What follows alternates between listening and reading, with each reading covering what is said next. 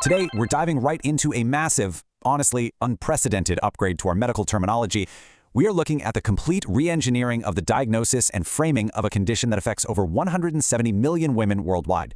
See, for decades, the medical community has been operating under a deeply flawed label, polycystic ovary syndrome, or PCOS.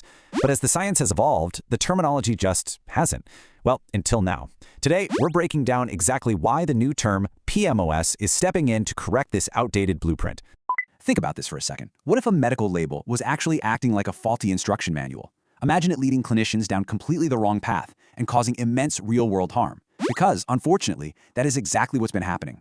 A name isn't just a label, right? It dictates research funding, clinical care, and a patient's entire understanding of their own body. When the manual is wrong, the whole system breaks down, creating distress, confusion, and massive gaps in care. So, here is our blueprint for today's explainer. We'll cover 1. The flaw in the name. 2. Uncovering a multi-system engine. 3. Engineering a global consensus. 4. Enter PMOS, the new blueprint. And 5. Implementing the global upgrade. All right, let's jump straight into section 1, the flaw in the name. We really need to examine this massive case of mistaken identity. 170 million. Just let that number sink in for a moment. This massive figure represents the women globally affected by this condition during their reproductive years alone.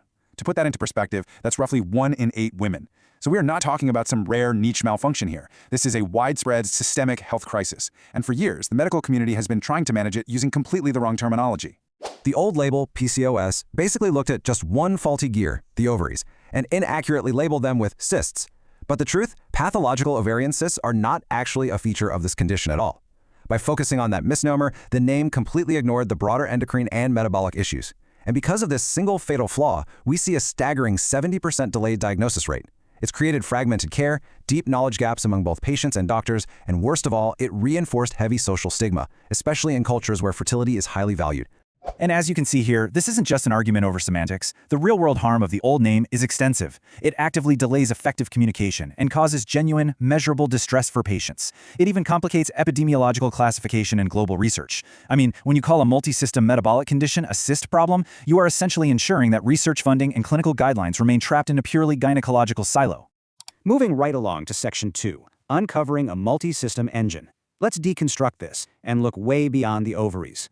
The crucial thing to grasp here is that this condition kicks off at a systemic polyendocrine level. It is absolutely not an isolated ovarian disorder. Instead, genetic origins trigger a massive chain reaction of interacting endocrine abnormalities. We're talking about elevated androgens, which drive symptoms like hirsutism and acne, and central neuroendocrine disruptions. This is the primary engine driving the cascade of symptoms throughout the entire body. And that polyendocrine disruption? It directly jams the metabolic gears.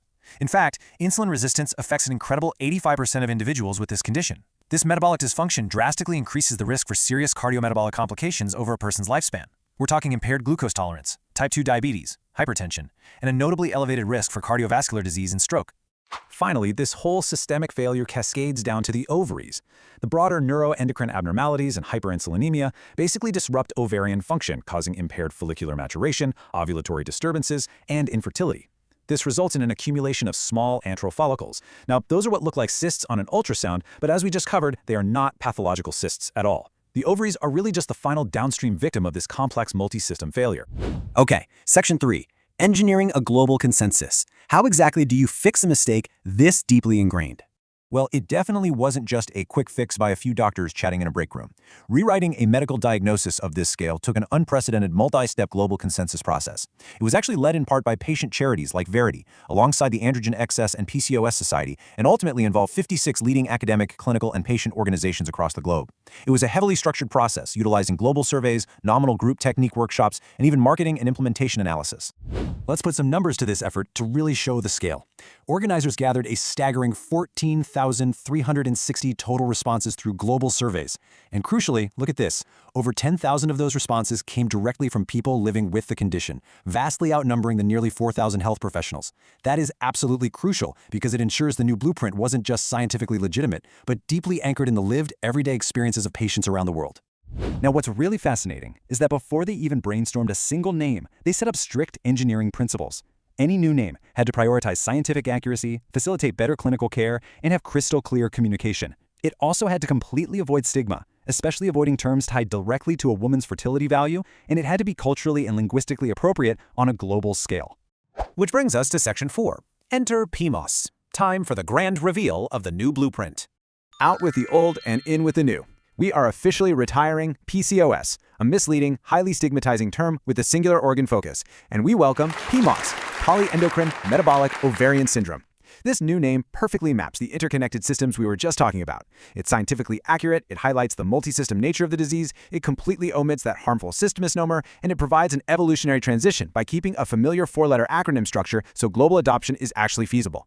If you look at the actual voting data from these consensus workshops, you can literally see the name evolving through iterative testing. The terms were rigorously debated. For instance, they swapped the term ovary for ovarian because it better encompasses the endocrine, follicular, and ovulatory disturbances without being overly restrictive. Ultimately, this data shows exactly how PMOS emerged as the top choice, correcting the science while ensuring patients finally feel seen and understood. Okay, final section. Number 5, implementing the global upgrade. Because a new blueprint is useless if the mechanics don't adopt it, right?